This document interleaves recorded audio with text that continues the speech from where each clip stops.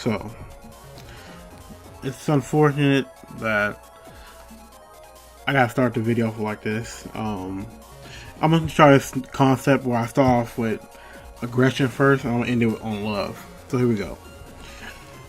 It just came out that Sony is shutting down manufacturing for the Vita and the cart for the Vita. So basically, they're killing off the Vita, and it's very unfortunate because this handheld console that I currently have in my hand, it could have been 3DS great. It had a potential. It had nice specs, nice feel to it.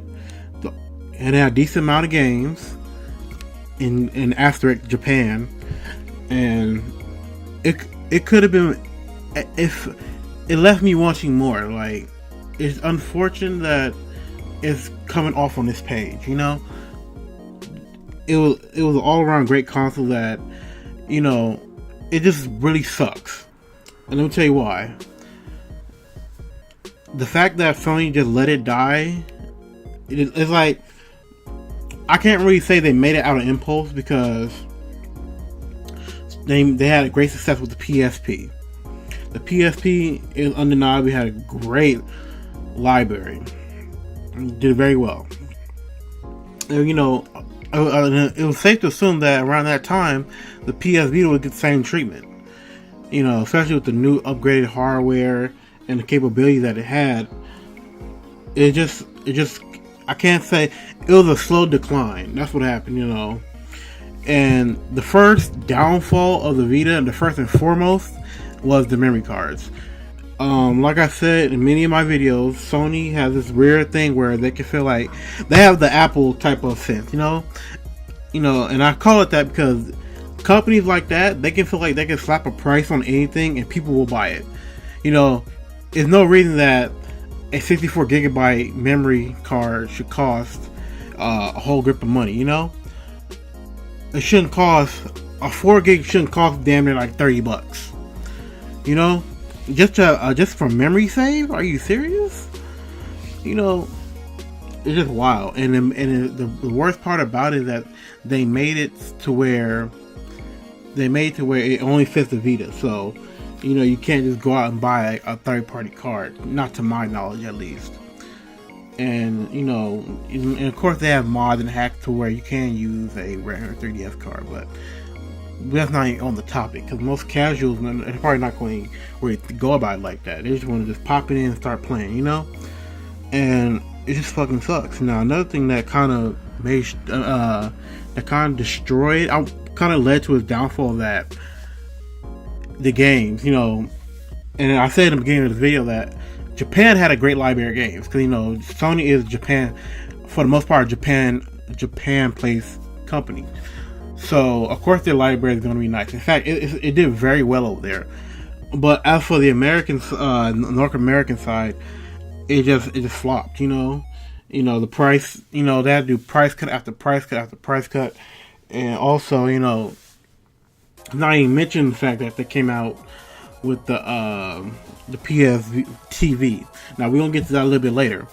Another thing is, for some of the game choices that they had, not all of it was really compatible to TV. So it was like a split decision. If you want TV more or you portable more, because if you're portable more, it's gonna cost a few hundred extra, or if you're just on TV, you probably buy for like what, $60. That's how much it currently costs. I don't know how much it was at launch, but yeah. And they could have done better. It had a lot of potential, and I think any gamer will tell you that own one. And like I said, I'm gonna get into the love part now. This is one of the best pieces of handheld tech I ever had. It had remote play with the PS3 and PS4, and they made it mandatory that all games must be remote play compatible. I thought that was a big deal. That's what really won me over with the PS Vita, and also the PS Vita TV.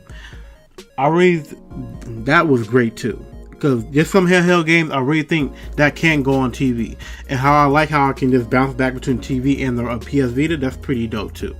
So I kind of congrats them on that, and I really think it could have blew up more if they had the whole PSP library on there. Because from the looks of it, some of the PS Vita stuff will look kind of indie-ish. That's just me though, and it's just very unfortunate. The resolution looked nice, you know. It's just a lot of things about the console itself that could have been more.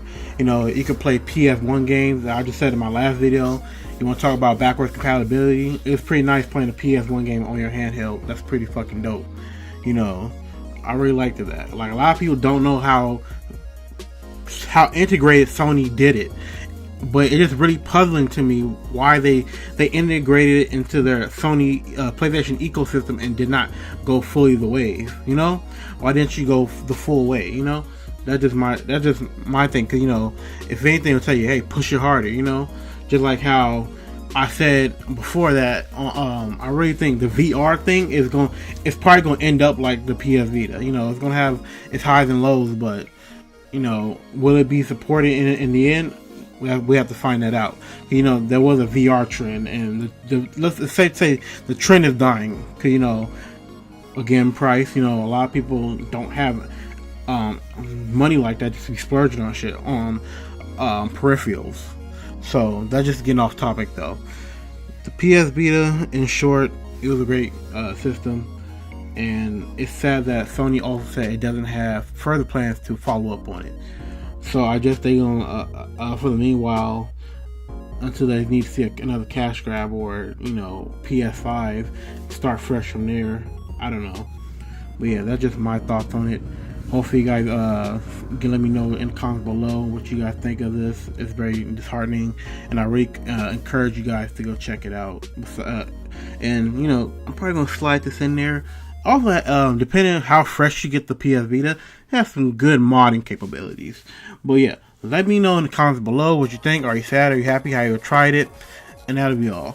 Like the video, hit the bell for notifications, and that'll be all. It's Hydra Alpha Omega.